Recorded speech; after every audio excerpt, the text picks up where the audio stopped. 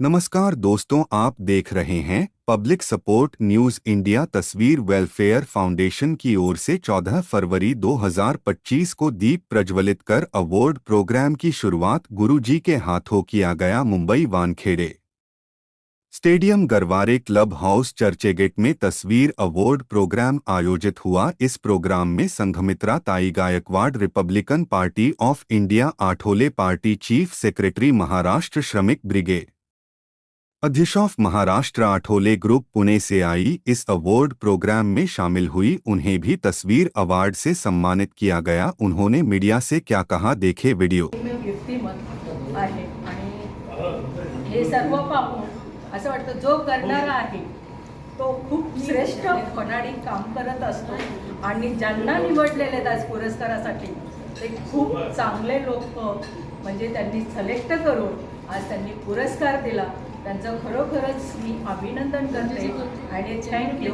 आणि ज्याबद्दल आम्ही आठवले साहेब मोदी जे आहे तर त्यांची आणि आठवले साहेबांची फार युती आहे। आम्ही आठवले साहेबांबरोबर तळागाळात जाऊन जे काम करतोय, आज भूकंप म्हणजे आपलं हे झालं करोनाच्या कालावधीमध्ये आठवले साहेबांनी स्वतःची तब्येत न बघता, स्वतःचं न पाहता आमच्यासारख्या कार्यकर्त्यांना तळागाळात जाऊन काम करायला त्यांनी शिकवलं। त्यावेळेस करोनाने असं दाखवलं, अरे माणूस ही माणूसच आहे। प्रत्येक जाती धर्माला धर्म नाही, जात नाही, एक मानव म्हणूनच तो जन्माला आलेला असतो। आणि आठवले साहेब हे स्वतःची तब्येत न बघता, स्वतःचं शरीर न बघता आज प्रत्येक ठिकाणी जाऊन गोरगरिबांना असा एक नेता आहे, दलितासाठी असू द्या कुठल्याही जाती भेद न बघणारा, डॉक्टर बाबासाहेब आंबेडकरांच्या संविधानासाठी झटणारे, संविधान चालवणारे। आज जरा संविधानामुळे आज मी इथं हे पुरस्कार सन्मानित केलं। आज जरा संविधानाने आम्हाला जरा महिलांना जरा आरक्षण दिलं नसतं तर आज मी तुमच्यासमोर थांबू शकले नसते आणि मी बोलूच शकले नसते।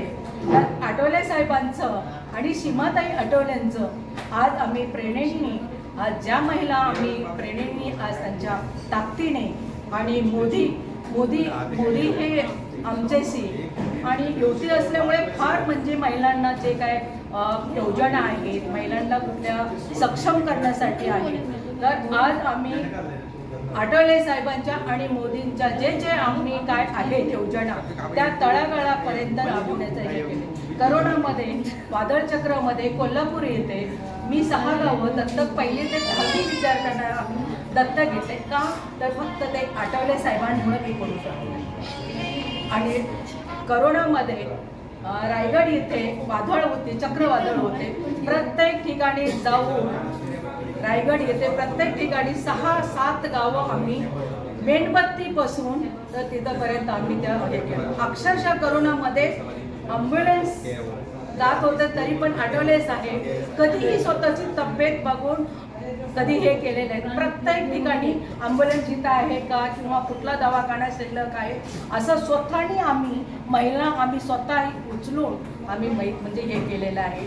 आणि त्यांना कुणाच्या घरी खाणं नव्हतं, कुणाला काही नव्हतं, तरी पण प्रत्येक ठिकाणी हे आठवले साहेबांनी दिल्यामुळे आज आठवले साहेबांना मानणारा वर्ग फार आहे।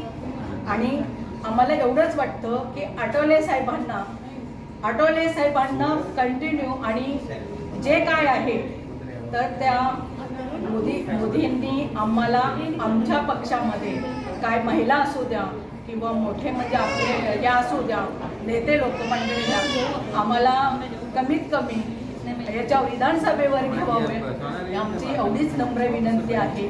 आणि तुम्ही आम्हाला सहकार्य केल्याबद्दल, मीडियावाल्यांनी सहकार्य केल्याबद्दल धन्यवाद। थँक्यू।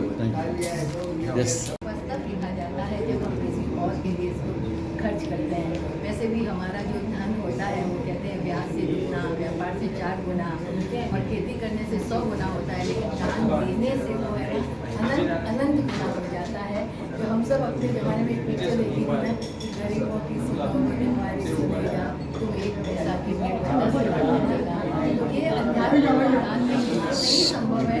जहाँ आप एक खर्च करते हो